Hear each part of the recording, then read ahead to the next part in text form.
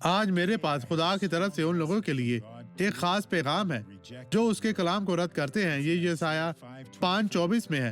पर जिस तरह आग भूसे को खा जाती है और जलता हुआ फूस बैठ जाता है, उसी तरह उनकी जड़ बोसीदा होगी और उनकी कली गर्द की तरह उड़ जाएगी, क्योंकि उन्होंने रब्बुल अफ़वाज की शरीयत को तर्क किया और इसराइल के क़ुद्दूस के कलाम को हकीर जाना।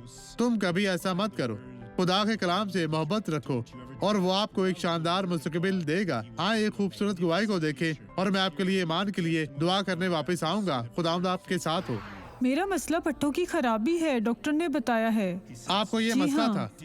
बहुत दर्द मेरे होती, पाँव में ताकत नहीं थी, बिल्कुल आप नहीं। में ताकत नहीं थी, तो इस हाल में चलें, चलते जाएं हमारे देखने के लिए। चले बहन, पट्टों की दर्द और थोड़ी खत्म हो गई है। इसे देखिए भाइयों, यीशु ने आपको शिफा दी है। आप एक सिपाही की तरह आगे बढ़ रही हैं। खुदा की तारीफ हो।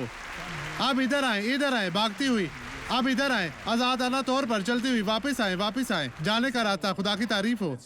अब मैं आपके लिए दुआ करना चाहता हूँ। बाप, मैं अपने ईमान को इन लोगों के ईमान के साथ जोड़ता हूँ। खुदावंद, तू उस वादा को पूरा कर जो तूने अपने लोगों के साथ किया था। जहाँ तक वो तुझे हकीर समझते हैं, इन पर रहम फरमा, इन्हें बरकत दे और मुआफ कर। और वो तेरी हजूरी में आ गए हैं। खुदावंद इनको बरकत दे, यीशु के नाम में, आमीन।